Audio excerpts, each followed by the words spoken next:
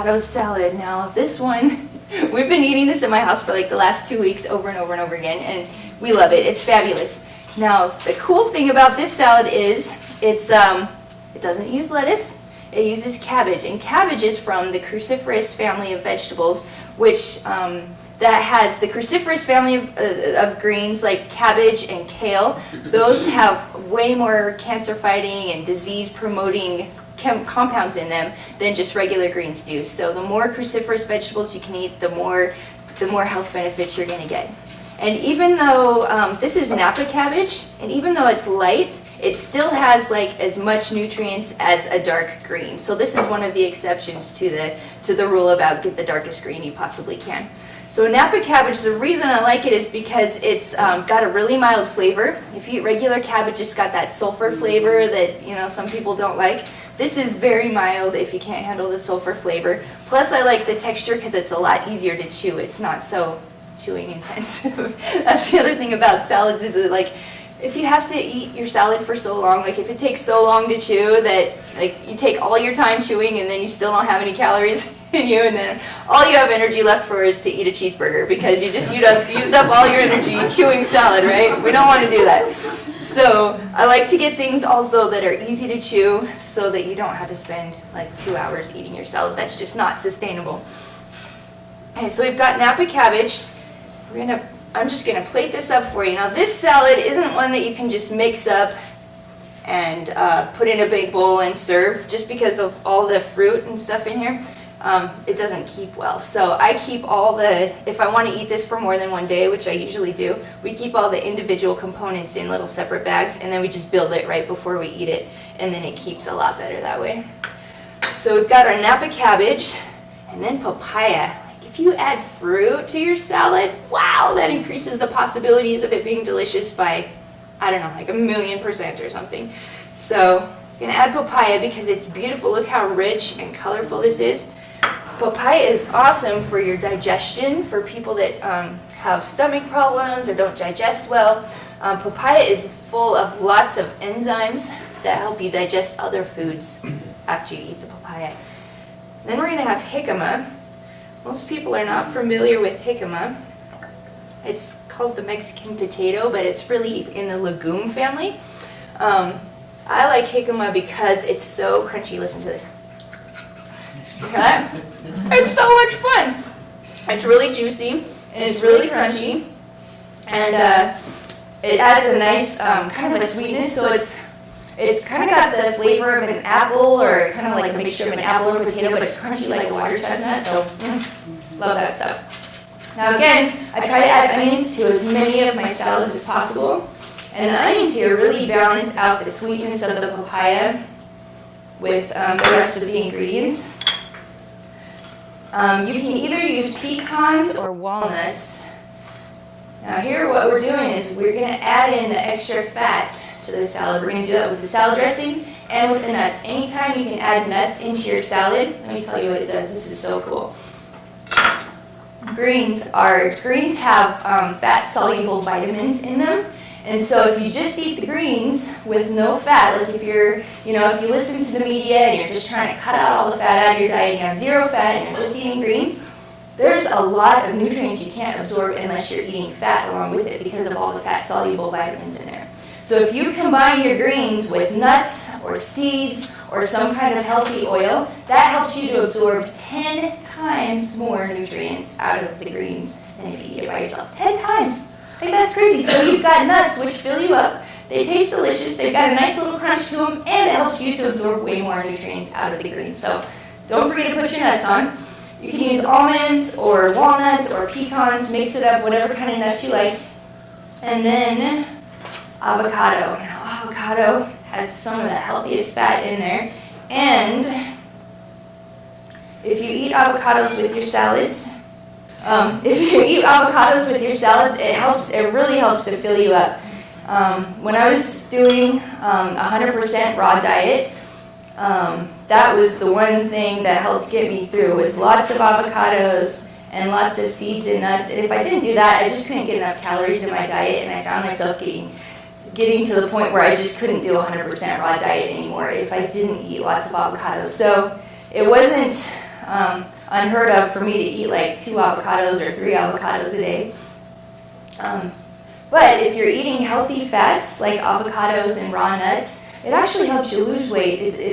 The diet mentality, all the American advertising that you see on the media, it always tells you, fat makes you fat, right? So I get this all the time, and I say, eat lots of avocados, eat 2 or 3 avocados a day, and the comment I get back the most is like, isn't that going to make me fat? Like, I can't eat that much avocado, that's high fat. And then they go and eat a piece of pizza, right? It just doesn't make any sense. So as long as you're eating healthy fats, which is avocados, nuts, raw fruits and vegetables, olives, coconut oil, that kind of stuff, as long as you're eating healthy fat, eating fat actually helps you lose weight. It doesn't make you gain weight. It's all the unhealthy fats like the hydrogenated oils and the vegetable oils and that kind of stuff. That's what makes you gain the weight. So we're going to have to change our thinking a little bit. Again, we're redefining our relationship with food. Okay, instead of being scared of fat, let's just be smart about it and pick the fats that are going to help our bodies and get rid of the fats that won't. Does that make sense? Okay.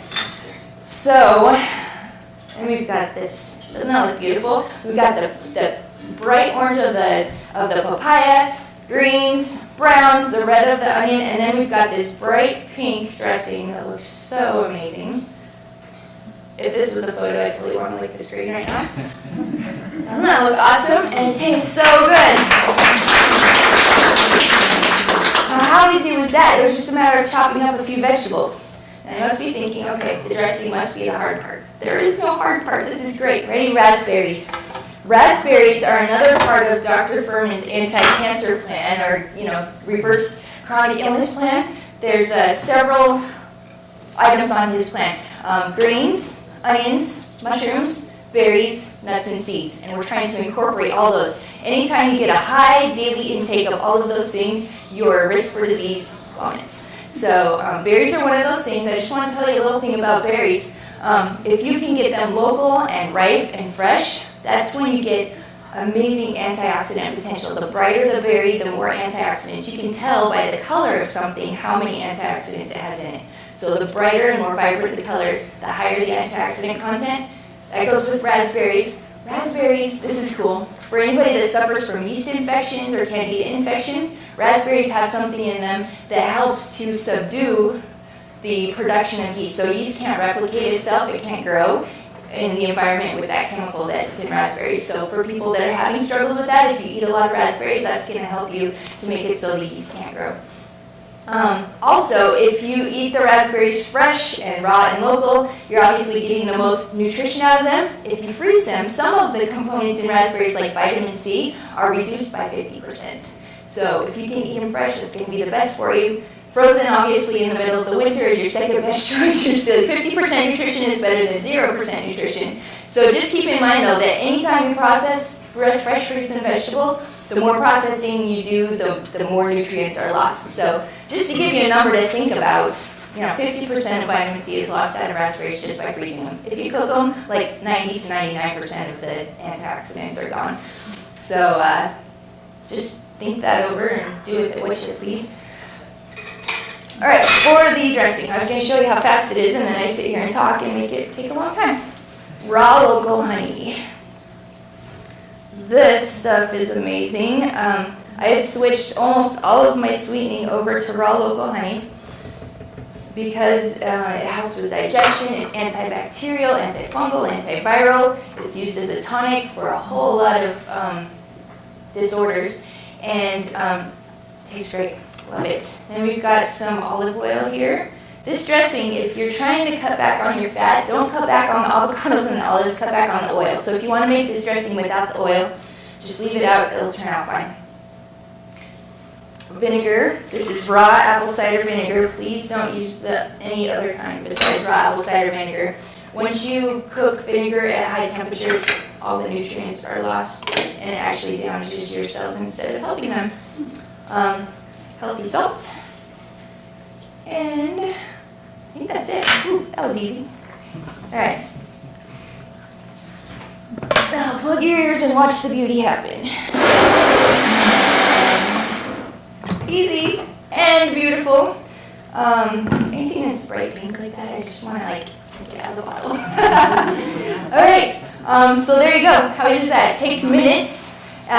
It's completely healthy for you. It has almost all of those things that Dr. Furman recommends for like reversing illness and promoting health. It has the greens, it's got the onions, it's got the, well, not the mushrooms, but it's got the berries, and it's got the nuts and seeds. So it's got 4 out of the 5 components in it.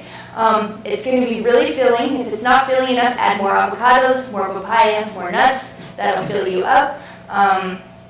And I think that satisfies beautiful, easy, tasty, and filling, satisfying. All right?